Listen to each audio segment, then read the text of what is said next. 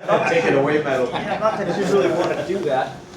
All right, so tonight, or today, this morning, whatever, we're going to be doing air systems and fuel systems. And Wednesday, we'll be in the lab to start reassembling those beasts. I think both days next week too, I'm not sure. I'll have to look. So, any questions on what we went over last week? I believe it was torque and tension and, yeah, it was torque and tension. So we good on that? That's a rough class, but you'd be surprised how many people don't know about nuts and bolts. They just figure, well, it's got threads and that hole's got threads, so it should fit. And I've watched guys run stuff in with air tools and realize, oops, there's a difference. You know? I myself have torqued things into holes and bottomed them out and thought it was tight. So, yeah, that's something you gotta be aware of. I watched the guy torque a nut, you know, turn the washer below it, and then figure, well, that's good enough. Because he had bottomed it out and just put enough drag on the washer where it looked tight. He's like, oh, that's, oh well. You know, the old, oh well, and walks off. I'm like, wow. That's not good. All right, so we're going to talk about air systems. Hopefully the computer will cooperate. I have a heck of a time this morning to get this thing to wake up. Of course, maybe it's a Monday. So we're going to look into some air system components and some initial troubleshooting. Do you ever have to troubleshoot an air system? I'm talking I'm talking air inlet, engine air inlet system. That's what I talk about when I say air systems, okay?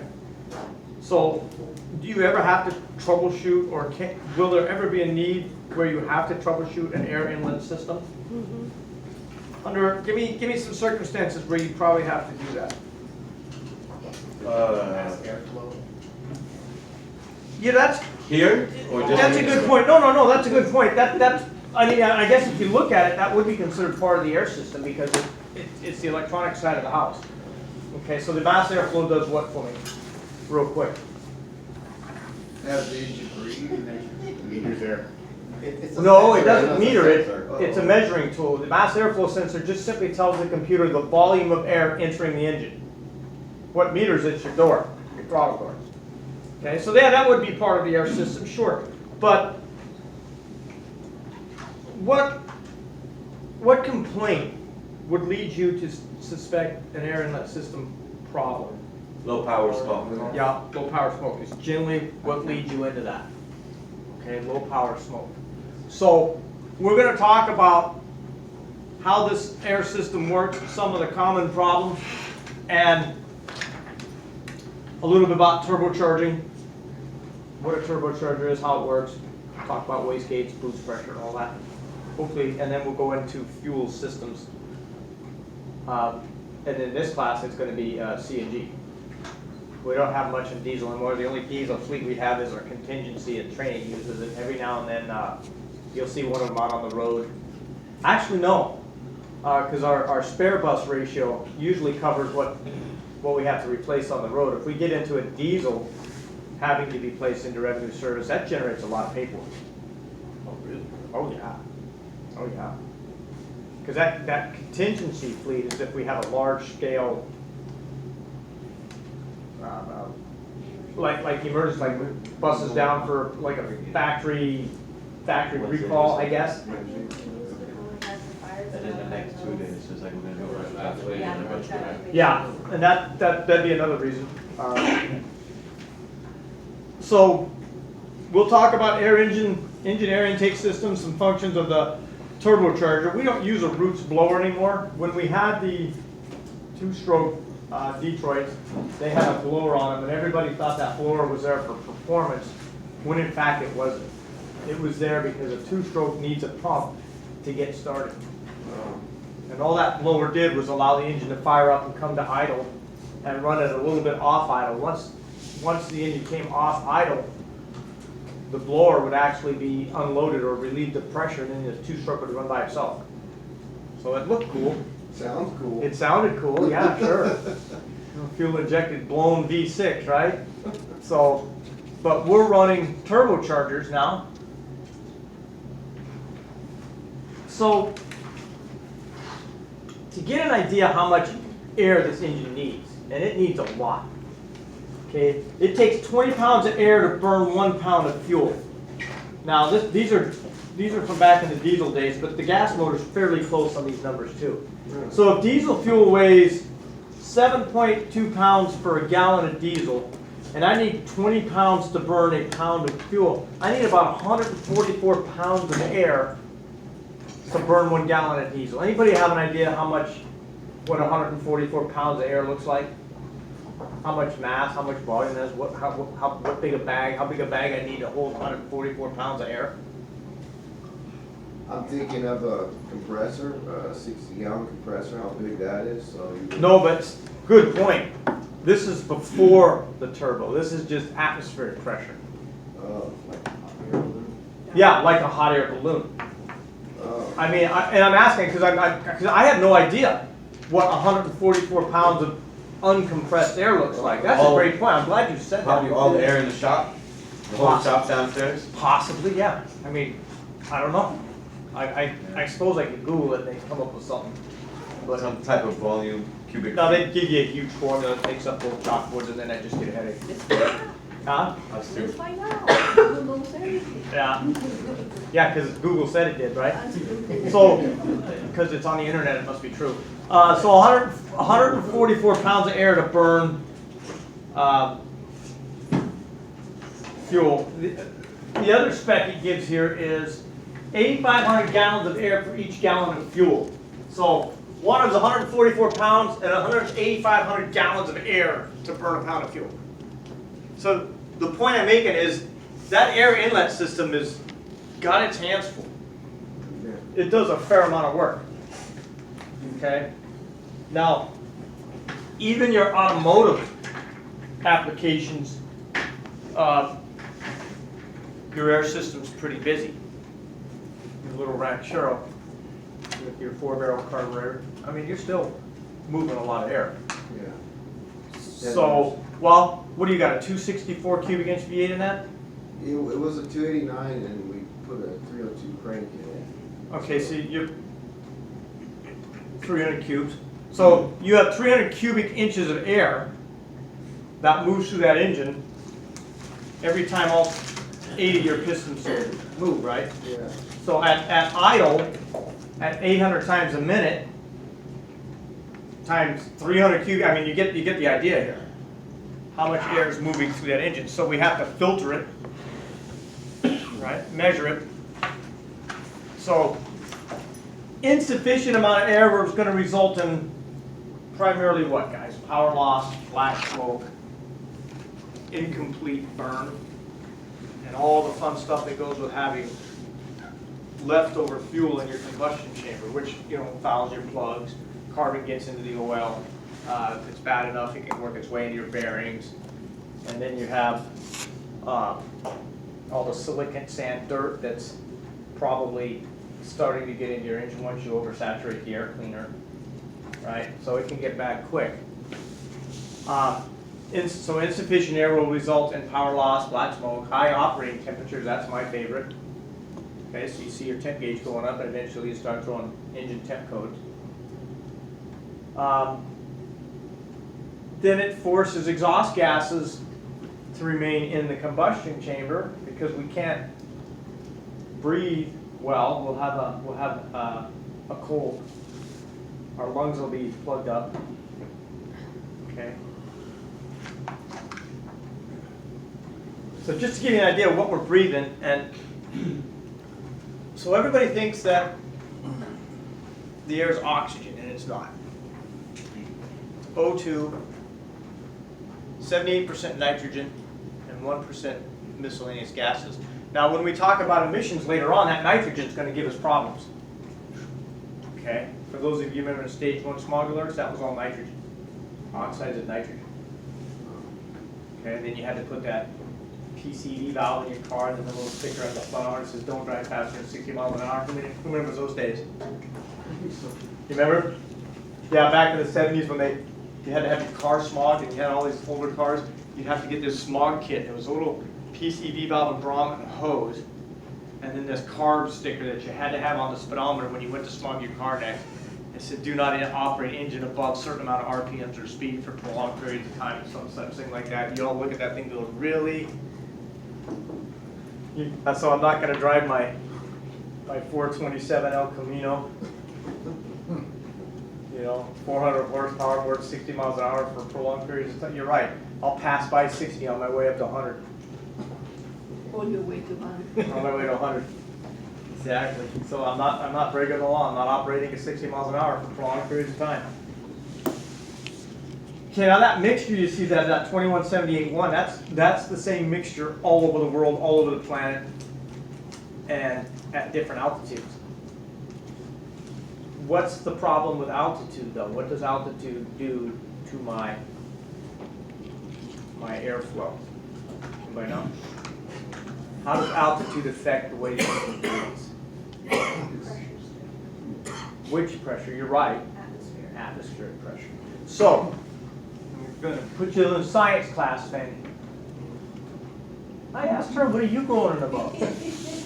If I go up in on that class. yeah, I know, huh? So did I. It was dark. Yeah, she showed a lot of videos and I slept. If I go higher up in altitude, what happens to my density? It's less.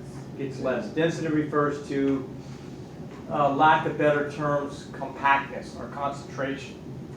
So if I'm at sea level, my concentration of oxygen is going to be much more abundant per cubic foot than that same cubic foot at Big Bear. I don't know why I keep picking on Big Bear. I need a Mammoth. Okay, Mammoth is actually Higher. 8,200 feet, 8,700 feet. Cold. So has anybody run a track meet at altitude? Yeah. How'd that work? I used to live in Landers, and I set out a 4-mile course when I was going to college. I went to college at College of the Desert down in Palm Desert. That was at sea level. Landers was about 4,000 feet. So I would run the 4-mile course, and at first it killed me. Mm-hmm. I had to run, walk, but I finally got to where I could run the whole 4-mile course. And when I went down to sea level, I was a crazy runner, man. I had all kinds of oxygen. Didn't have any problems. That's the same thing your engine goes through at various stages of altitude. So if you remember back in the day, you get behind some old Sneaky Pete crawling up the grapevine, and everything's hunky-dory at sea level, but he starts getting up to the top, which I think grapevine's what, like 5,200 feet? Okay, he starts getting to the top of that thing, all of a sudden, you see a smokestack start puffing out what everybody assumes is black smoke, but it's not really smoke, it's fine particulates of unburnt fuel or partially burnt fuel carbon. Anybody that has a carbureted car will kind of experience the same thing. Yep. Not so much anymore because everything is fuel injected. Fuel injected. And your computer will automatically adjust from your mass airflow sensor. Yep. But like my Harley is carbureted. So when I go up to Reno, I get up into right by, what's that, Lee Viney. And just at 10,000 feet, 7,000, 10,000 feet, my bike's a dog. It's Yep. just running way, way, way too fast. Yeah, and you can smell the gaseous fumes coming out of the Yeah, tailpipe. You have to go by Bridgeport, so you go up that way? yeah. Yeah, that's, The Bridgeport has the, it's famous for being the highest gas on 395 going up to Reno. That place hasn't changed since I was born, I mean, that's pretty Oh, fine. you mean prices? The highest gas prices on 395? Yeah, because it's a little tiny town in the middle Yeah. of nowhere, and it's a gas stop. And so where I was paying like $3.50 for premium, because I got to run premium in the bike, it was $5.50 in Bridgeport. It's like they God. gouged everybody on 395. Yeah, Well, now, 600 people, I think. that's like the last gas station on Broadway in Needles, where you go in Arizona. It's a necessary stop if you go on, after Bridgeport, it's nothing for a while. It's a long walk to the next gas station, that's what it is. That's right. All right, so that density is going to obviously be affected by altitude, according to Fanny, and you're right. So let me ask you this. Death Valley, below sea level, how does that affect density? There's more pressure. More more pressure. I don't know exactly what. It's a little more. We try not to go to Death Valley though. It's a little too dang hot. I looked that up. Anybody got Google? No, it's below sea level. I know. Not much. I think it's like 300 or 400 feet. A little more air, but A little more mass. Yeah, I think it's like 300 or 400 feet below sea level, maybe 500, but not So much. you would notice improvements? Not, yeah, wishful thinking. Yeah, probably not. I mean, you'd have to be like really down there to see any kind of, More air. it actually probably start throwing codes because your computer's not calibrated to see that. I don't know what it would do. I don't know what it would. I'm not gonna go down there and find out. It's too hot. I know at sea level, the atmospheric pressure is 14.7. So you, right now, sitting here, you have 14.7 pounds per square inch of pressure pushing in on your body from all the angles. When you go up to like Big Bear at 5,000 feet, it's 12.3 psi. Yeah. So the air does have weight and density. Yep. Now, that's why your engine has all these pressure sensors on it. You got atmospheric pressure, so we have a baseline to look at where we're at in altitude.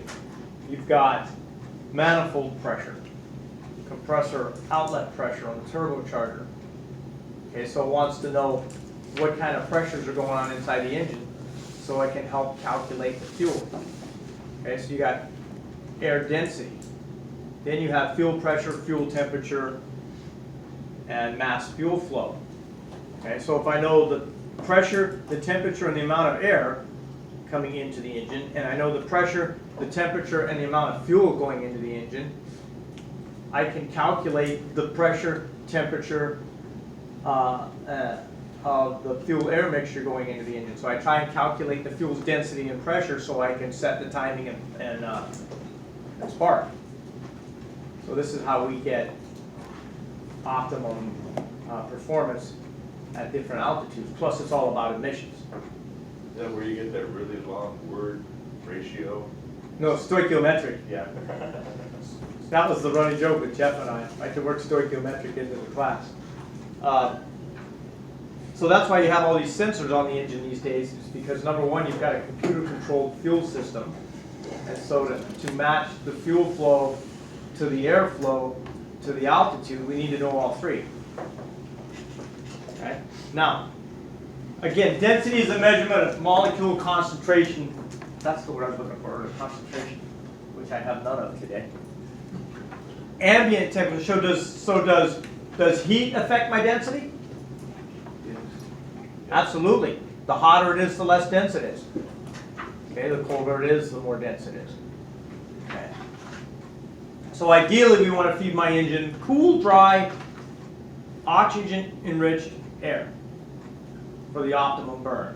So we could put the maximum amount of fuel into the engine and get the most complete burn.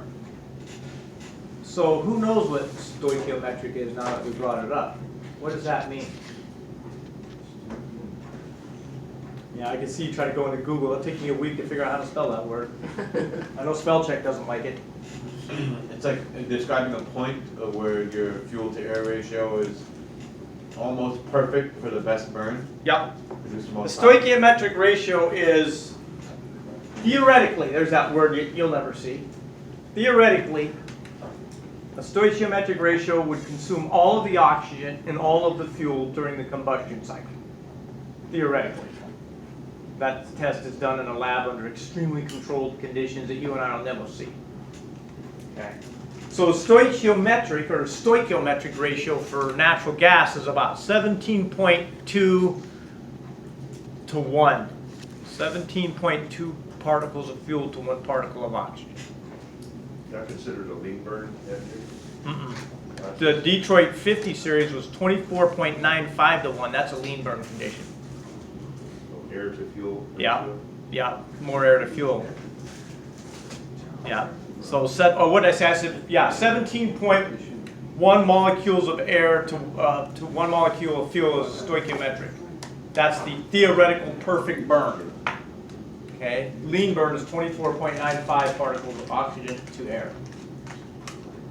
And Honda actually nailed that one. Honda had some lean burn technology. They didn't need a catalytic converter for a while there, back in the mid to early 90s. So the downside of the lean burn stuff is your engine ran so hot. You know, it ran toasty one. The Detroits, we had that insulated blanket around the turbo. That thing got so hot, and it was a water-cooled turbo. We're like, wow, that's just a wee bit too toasty. And you had exhaust temps coming up on like 1700 degrees. So it was a wee bit toasty. Okay, now, so air surrounding the Earth, this gives you an idea. It tells me that no matter where you're at within the atmosphere of the Earth, that air fuel mix that we talked about, that nitrogen, oxygen, it's going to be the same. It's just its density changes as its altitude changes. Okay. So mass airflow, the mass airflow sensor, the amount of air by weight flowing into the engine's intake manifold. And we do this to tell the computer how much air is coming into the engine. Okay, by volume, by weight. So as the altitude changes, the mass airflows data will change to reflect the density, well, not just the mass airflow, but the manifold's pressure, temperature, and mass airflow sensors will report back to the ECM the amount of fuel going in the engine by volume, or the amount of air going in the engine by volume, how hot the air is, and then we can calculate how dense it is. So if I start out in the morning, right? Let's see, do you work the AM runs? I'm not an AM. I can tell. You wouldn't be sitting here if you did. Well, no. If you started out, if you ran the AM runs, first bus pulls out of here, what, like 3:45 in the morning, right? Okay, so if we go back a few weeks ago into December, and you pull out the AM, 3:45 in the morning, you're looking at maybe, oh, let's say it's a really cold day, maybe it's 38 degrees. Okay? Your air is going to be cold, and it's going to be dense, and it's probably going to be moist. So we have humidity sensors on these buses too. Okay, now why do I want to know how much moisture is in the air going into the engine? It displaces oxygen. Water droplets are heavier than oxygen, so any amount of humidity in the air has to be taken into account when we calculate the fuel-air ratio. So we have a humidity sensor. Okay? So in the morning, when you start out, it's cold, it's dense, it's compact, and it's heavy. As the day goes on, the sun comes up and it warms up, all that changes. Now, if it was a mechanical engine, we'd have no way, mechanical meaning no electronics, no mechanically injected, or a carburetor like on Frank's bike, we'd have no way to trim the fuel to make up for the changes in temperature and density. We'd just be running the same mixture the whole time. You can't do a carburetor adjustment if you're like, can't you? Well, I mean, You can change the jetting in Yeah, the it, jetting. but that's a bitch. but that wouldn't be something you do from early morning to afternoon. Oh, yeah, I wouldn't yeah. get out at 11:30 and rejet my carburetor. Because now I'm heading. That's if you lived up in the mountains. Well, yeah. Now, see, that's a different story, though. That's a good point. If I lived in Denver, Colorado, okay, I'd have my carburetor rejetted for the altitude up there. And then, most of the time when you moved up there, that's exactly what you did, because the car ran so bad.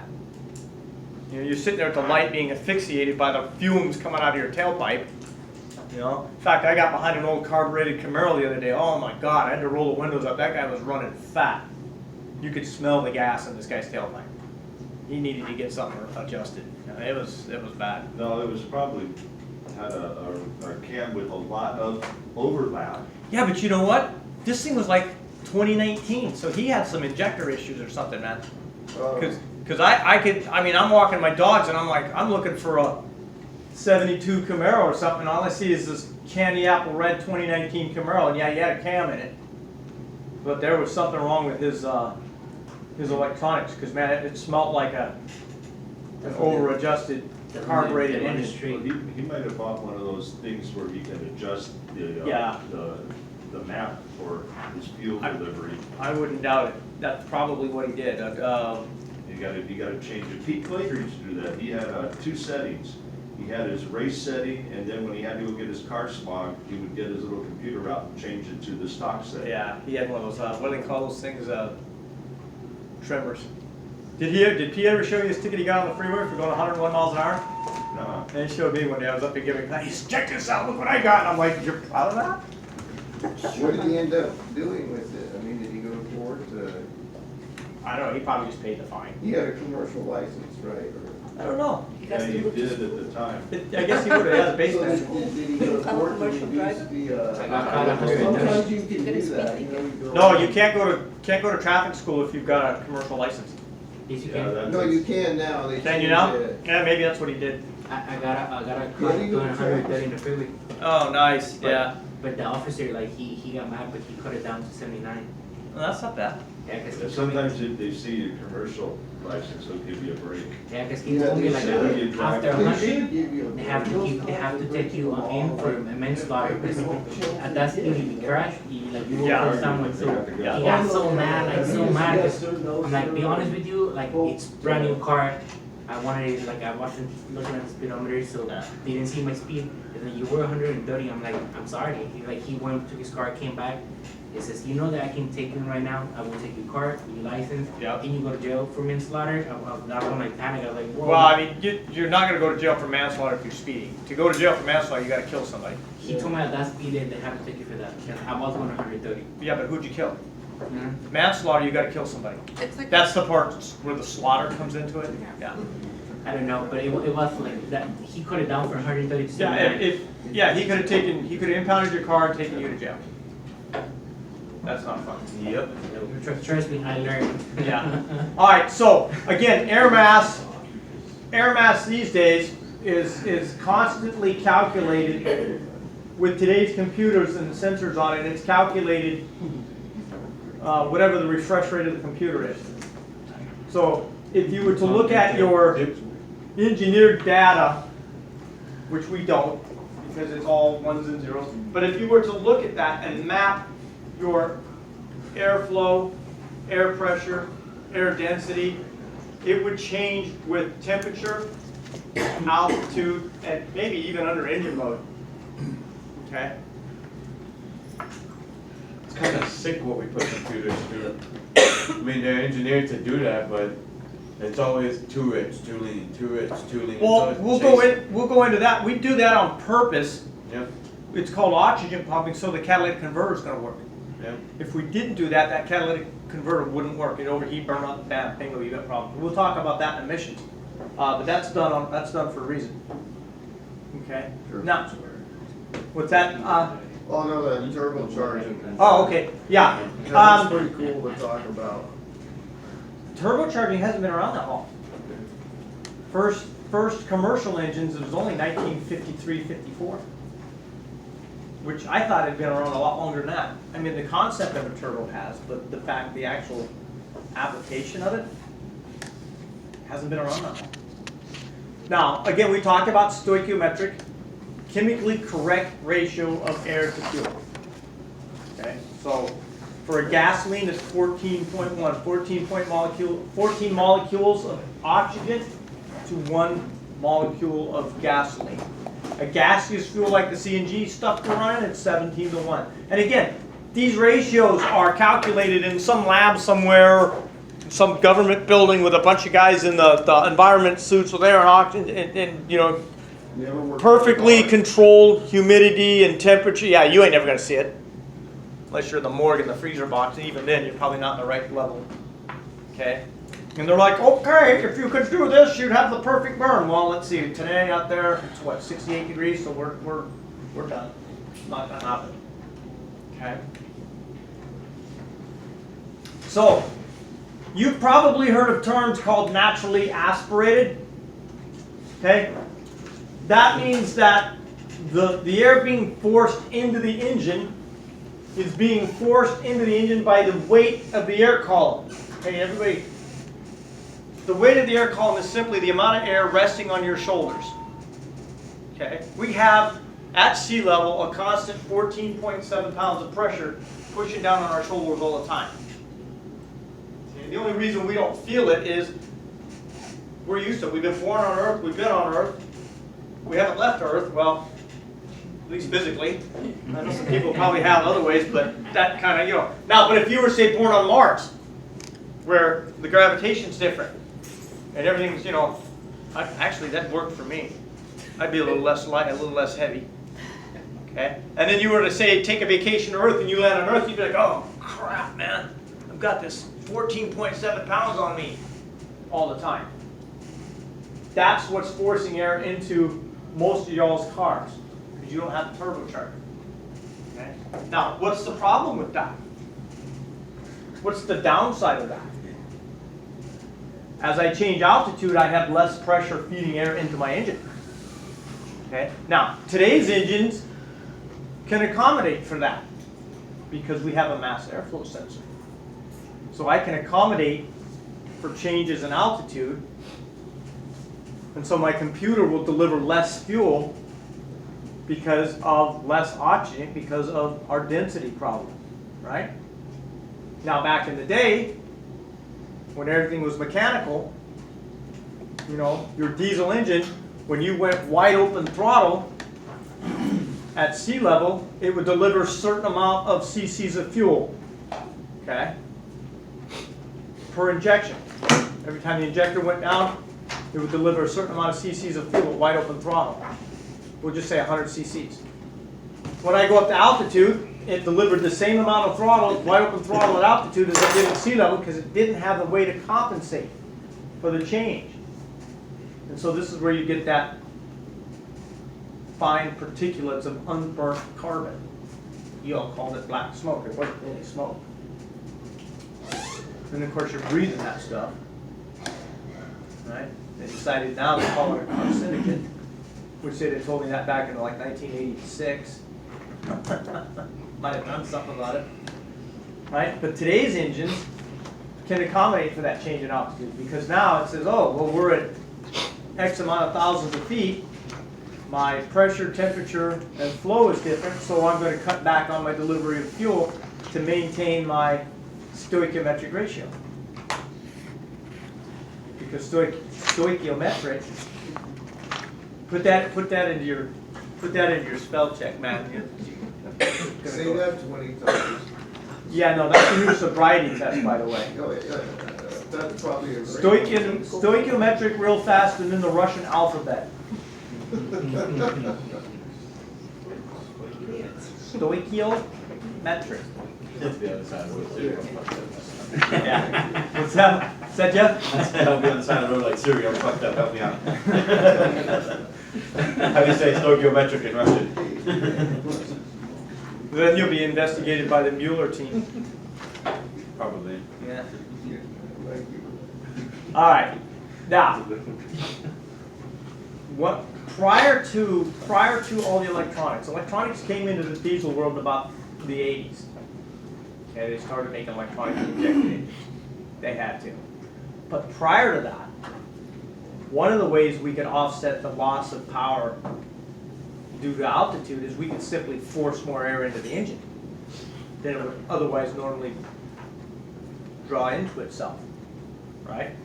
So one of the ways that the manufacturers did it is they made a pump. Okay? All a turbocharger is a pump.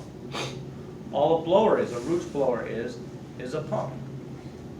A pump pushes air into the engine at a pressure that otherwise wouldn't be available. Okay? So with the turbocharger, we're actually putting air in at a rate above atmospheric pressure.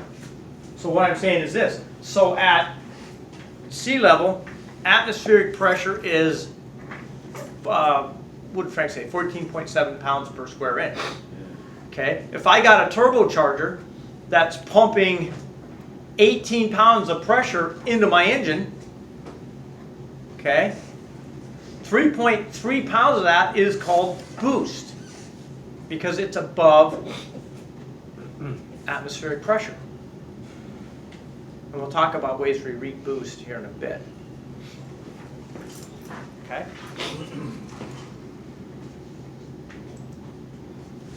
So there is your turbocharger. It is basically 2/3 of a jet engine. Throw in some fuel and a spark plug and you'd have a jet engine. Okay. A turbo is a small gas turbine. Okay. We had some afterburners and a spark plug somewhere in this part of the housing, we'd have ourselves a little jet. So the way this thing basically works, exhaust gases come from the engine's exhaust, turn this turbine, and then leave. The turbine, through a common shaft, is connected to a compressor wheel. As the exhaust gases spin this turbine, it consequently spins the compressor wheel. So I got my air filter here, drawing in air that's being compressed and fed out of the compressor housing to the engine. Now, what happens when you raise the pressure of air? What happens to the temperature? Heat. Gets hot. But wait a minute, didn't I say something about wanting cool, dry? So what do we do about this? What's that? Cool it with a charged air cooler. These days, it's cheaper and easier to install. A charged air cooler. You'll see it abbreviated CAC, CAC. CAC, like khaki. Of course, if you're from New Jersey, that's not a problem. CAC. Now, it's a high-speed pump. Those numbers at 30,000 to 60,000 RPM. I've seen numbers up as high as turning these two components upwards of over 100,000 RPM. Okay. As I was gonna say, 60 seems kind of low. That is a little low. So it has bearings, seals, and it's lubricated directly from the engine oil. In fact, one of the first places it does once it leaves the pump through the filter is it heads to the turbocharger. And then from the turbocharger, it flows through the housing. And because this area is so hot, after the oil lubricates the housing and the bushings, it drains right back to the pan. It's so hot we can't use it anywhere else in the engine. We just dump it back in the pan. Okay. Let it dump off its heat in that mass of oil. Now, from 100,000 RPMs, okay, that would be basically a fully loaded truck going up the Grapevine. Right? I'm pulling 80,000 pounds up the Grapevine. I got my foot buried in the throttle. That turbo is probably maxed out on its RPMs. It's spinning as fast as it's going to spin. Okay, so it's generating Boku heat, which it's built for that. Where we go afoul is when you get to the top of the Grapevine, you pull into Mom, Pa, Kettles, Chili, and Eats, you park your rig and you shut the engine off, and you head in to get your Tuesday chili special. What happens to that turbocharger? What's the first thing that disappears when you shut down the motor? Oil pressure. So this bad bear is spinning and it's hot, very hot. I shut off the engine, the first thing that happens is I drain the oil out of the turbocharger. I timed an engine one time how long it took it to slow down from a full load. I actually had I was looking at the compressor wheel and we shut it off and I timed it. Anywhere from 30 to 45 seconds for that thing to wind down, just to spool down. Yeah, with no oil and excessively hot.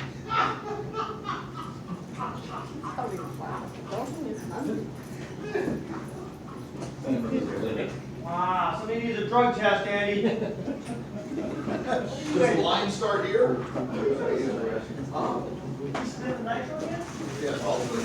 Way too much either. Yeah. Doesn't do much for the car, but it sure gets it going pretty good. What do you guys up there on tailgate? No, they tore up our lunch break. Oh, you guys aren't break? That is the original lunch break. I'm not gonna be rude. I'm gonna be rude. Are you gonna be rude? Hey, I've been thrown out of better places. That's right. That's right. Keep that in mind too. Yes. Have a good one. All right. I forgot. They're on break. Must be nice. All right. So the turbocharger fuel pressure must be reduced during acceleration until the turbocharger RPM can catch up with the sudden demand in fuel. Now this is all done electronically now. That term that I read you is called what? Fuel pressure must be reduced during acceleration until the turbocharger RPM. Let's substitute the word RPM to the word air supply. Catches up with the sudden increase in the fuel supply. So you can keep it stoichiometric, right? Right, but what's that term called that I just described? Turbo lag? Bingo, turbo lag. So I drop the throttle because I want to try and make the light. While the fuel supply is instantaneous, I drop the throttle so the ECM reads that as a request for full fuel. The turbo can't supply the air I need for full fuel to maintain my ratio because it's turning with exhaust pressure. Right? Well, I gotta wait, I get enough exhaust pressure to turn my turbocharger up fast enough to meet the demand, the air supply to meet the demands of the full fuel I'm trying to feed into the motor. Now, it eventually catches up. It takes a bit of time. Okay, how many of you guys gone to the drag races? You see the turbocharged rides, right? They have the green light up at the front of the line that drives, the light goes green, the guy drops the throttle. And you hear the engine, whoa! Well, that's the computer throttling back the fuel until it reads that it's got enough air to give it the fuel. Y'all see what I'm saying? So the 0 to 60 foot times you could run faster. But at about 61 feet, when the air supply is sufficient for the turbo to meet the demand, to meet the full fuel, that's when it takes off like a rocket. Now, a Roots blower, what's that? I love that feeling. Yeah, the Roots blower, like you see on the top fuel dragsters, right? That big blower, that big air intake, that's driven off the engine via a belt. So when I drop the throttle on that bad bear, my horsepower is instantaneous. So what's the downside to having that blower? You're limited by the engine RPM. Well, that, plus it's a parasitic load. So if I got a blower that can make me 150 horsepower net, but it takes 60 horsepower to turn it, I'm only getting 90 horsepower back, in addition. In some instances, that's fine. For those dragsters, that's fine. If I'm making 10,000 horsepower to go from 0 to 316 miles an hour and a quarter mile, which that's what they're doing, okay, they need that blower. Okay. So we're going to use, now for us, it's not about performance, really. It's about torque and horsepower. I don't know how many of you guys out there thinking you're going to want to drag race in a bus. Probably not going to happen. For a big vehicle, They're all right. but isn't the, They could be made to go faster. Well, I mean, what if we just run it against another bus, I guess it's all in what you're running, right? Like, isn't the turbo though, unlike the blowers, like you get the power like right now? Yeah.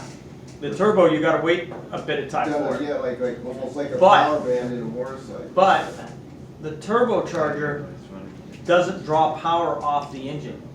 Yeah, oh, so it's all, it doesn't lose any power to make power. Right, perfectly stated.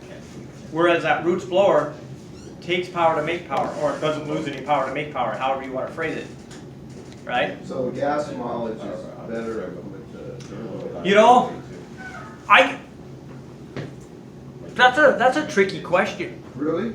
Yeah, because if my blower is programmed to not load until I like go wide open throttle, then I got a load valve that loads the blower up to get me going. Oh. I don't know. I mean, that's a Yeah, because a blower, you can just baby it and still get and then the other, you have to gas it to kick it in. yeah. So there's many ways you can go on that question. That's a great question. Oh. Now, if I were a salesman selling a car that had a factory blower, which Pontiac did on the Bonneville, you'd say, oh, it'll increase your gas mileage. But Ford how? had one too, didn't they? They had a stock supercharger. Who did? Ford, 3.8 liter V6 and a mid. Yeah, but it was a turbo, but Pontiac used a centrifugal blower. It was actually driven off the engine. Yeah, all the real fast cars now are all going with turbo versus blower. Yeah, because I think blower is for emissions and fuel economy. And this is just my opinion, but if they could put a load valve on it to, well, we'll only let the blower come in under heavy loads, and then after that, we could bypass it, just would freewheel and spin. Oh, Then maybe, yeah, you could get fuel economy that way. I don't know. That's a good question, though. That's something I'd like to talk to an engineer about how they do that, because I'm Like sure. Mad Max. Huh? Like Mad Max. Yeah. Switch, turn on the Oh, blower. yeah, well, that wouldn't work. He used the clutch like on an AC, you'd burn that bad bear out. Oh, yeah. All right, now, do I have to control how much pressure, air pressure is going into my engine? Well, let me back that up. Not a fair question. Do I have to control how much additional pressure above atmospheric boost Yeah. pressure goes into my engine? Yeah. Can I just let it build? No. You're exactly right. What device do I use to control that? Wastegate? Correctamundo. A I wastegate. think it's an Yeah. A wastegate. That's one way. A wastegate. I don't know how they came up with that term, but it just sounds cool. It's a gate that wastes. Probably. How would I control how much boost air I put into the engine? What would be one way to control that? Airflow sensor? That will give me the signals I need that I need to either add more or take away some. How about if I controlled the speed of the compressor wheel? If it's turning slower, it's making less pressure, correct? So since the compressor wheel is connected to the turbine wheel, which is driven by the exhaust, the way to control the compressor wheel speed would be to control how much exhaust strikes my impeller wheel. Y'all following me on this? Okay? And that's exactly what we do. If I need to slow this impeller wheel